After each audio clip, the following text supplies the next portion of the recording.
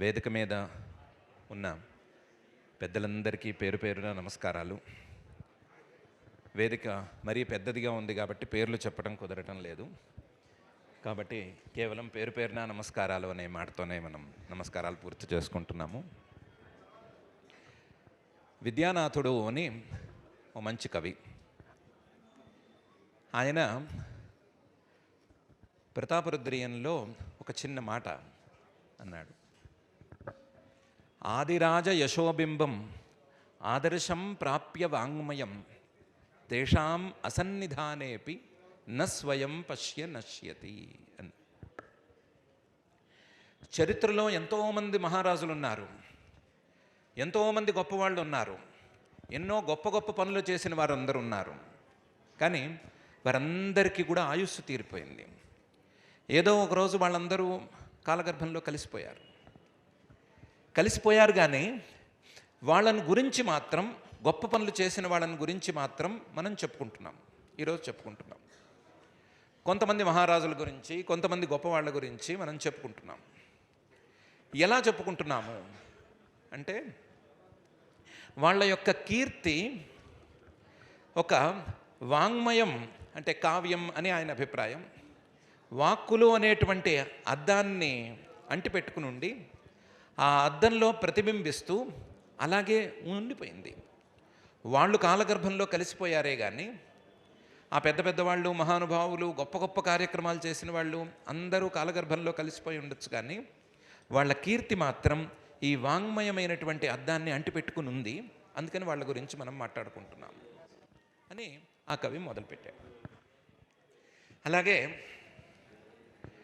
మా తాతగారు పూర్వాశ్రమంలో అని చెప్పుకోవటం కాదు, నిజంగానే మహానుభావుల్లో కల్లా మహానుభావులు, నిజంగానే జీవన్ముక్తుల్లో కల్లా జీవన్ముక్తులు, నిజంగానే సమాజ శ్రేయస్సును కోరిన వాళ్ళలో కల్లా కూడా అగ్రగణ్యులు అనేటువంటి శ్రీ శ్రీ శ్రీ పరమహంస పరివ్రాజకాచార్య వర్యులు శ్రీ శ్రీ జనార్దనానంద సరస్వతీ స్వాముల వారు సిద్ధి పొందిన, వారు శరీరాన్ని విడిచిన, శరీరం మీద అభిమానాన్ని ఎప్పుడో విడిచిపెట్టేసినప్పటికీ, శరీరాన్ని విడిచిపెట్టినా సరే వారి యొక్క కీర్తి ఇంకా ఈ వేద విద్య అనేటువంటి అద్దంలో ప్రతిబింబిస్తూనే ఉంది.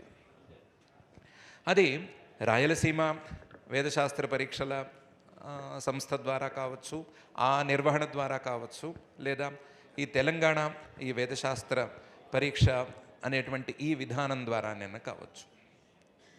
వారి యొక్క కీర్తి ఈ వేద విద్యని, వేద విద్యలో వారు చేసినటువంటి సూచనల ద్వారా అమలవుతున్నటువంటి ఈ కార్యక్రమాలని అంటిపెట్టుకుని ఇంకా ఇంకా ఇంకా కూడా విస్తృతంగా మనకు కనిపిస్తూనే ఉంది.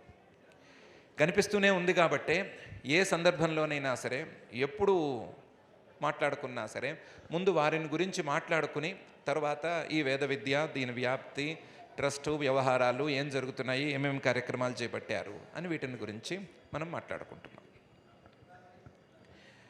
నిజానికి వ్యక్తులు, వ్యవస్థలు ఈ రెండు భిన్న ధృవాలుగా కనిపిస్తాయి. వ్యక్తులు ఎప్పుడు స్వార్థంగా ఉంటారని, వ్యవస్థలు అంటే అందరికీ మంచి చేసే పనులు చేస్తాయని ఒక భ్రమ సామాన్యులందరికీ ఉంటుంది. వ్యక్తి అనగానే అది స్వార్థపరమైనటువంటి వ్యవహారంగాను, వ్యవస్థ అనగానే 10 మందికి ఉపయోగపడేది అన్నట్లుగాను అనుకోవటం సహజం. కానీ వ్యక్తులు, వ్యవస్థలు ఈ రెండు కూడా ఒకదానికొకటి పెనవేసుకొని పోయి ఉన్నాయి.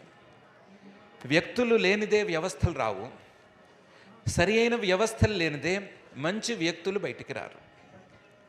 ఈ వ్యక్తులు, వ్యవస్థలు ఒకదానికొకటి పెనవేసుకుని పోయి మన జీవితంలో భాగమైంది. మంచి వ్యక్తులు ఉన్నప్పుడే మంచి వ్యవస్థలు పుట్టుకొస్తాయి. ఆ మంచి వ్యవస్థలు ఉన్నప్పుడే ఆ వ్యవస్థల్లోంచి మంచి మంచి వ్యక్తులు మనకి సమాజంలోకి తయారై బయటకు వస్తారు.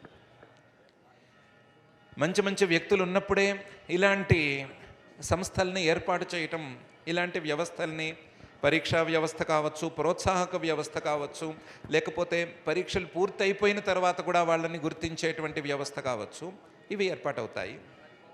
ఈ వ్యవస్థలు వచ్చినప్పుడే ఈ పరీక్షలలో కొంచెం పోటీతత్వం కొద్దీ, కొంచెం ఉత్సాహం కొద్దీ, కొంత సంస్కారం కొద్దీ, కొంత వాళ్ళకి పరంపరగా వచ్చినటువంటి శ్రద్ధ కొద్దీ, లేదా వైయక్తికమైనటువంటి శ్రద్ధ కొద్దీ మంచి మంచి వ్యక్తులు తయారయ్యి బయటకు వస్తారు.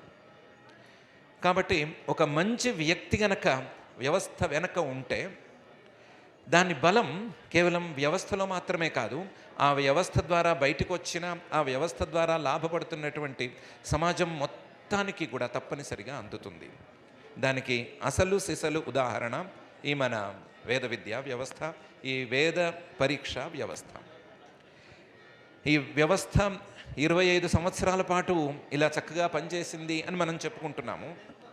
కానీ ఈ వ్యవస్థని నెలకొల్పటానికి వెనకాల ఉండేటువంటి ఆ మహనీయమైన వ్యక్తి యొక్క సంకల్ప బలాన్ని గురించి మనం ఇంకా బాగా అర్థం చేసుకోవాల్సి ఉంది. ఆ మహనీయుడి యొక్క సంకల్పమే, ఆ స్వామివారి యొక్క సంకల్పమే బలంగా, ఒక వ్యక్తి యొక్క సంకల్పమే బలంగా ఈ వ్యవస్థ ఏర్పడింది. ఈ వ్యవస్థలోంచే ఎంతోమంది మహాపండితులందరూ గుర్తింపుని పొంది, ప్రోత్సాహాన్ని పొంది, ఆదరణని పొంది, గౌరవాన్ని పొంది చాలా చక్కగా సంతోషంగా వేద విద్యను నేర్చుకుని బయటకు వస్తున్నారు. నిజానికి ఆ మహనీయమైనటువంటి వ్యక్తిని మనం ఈ సందర్భంగా ఎంతగానో స్మరించుకోవాలి.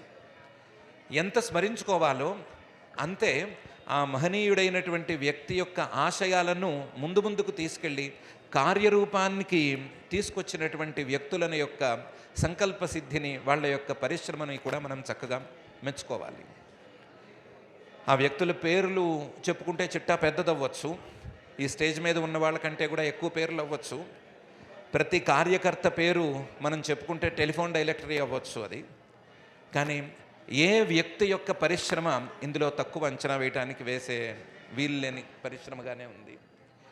ప్రతి వ్యక్తి ఇందులో ముందే ఉంటున్నారు.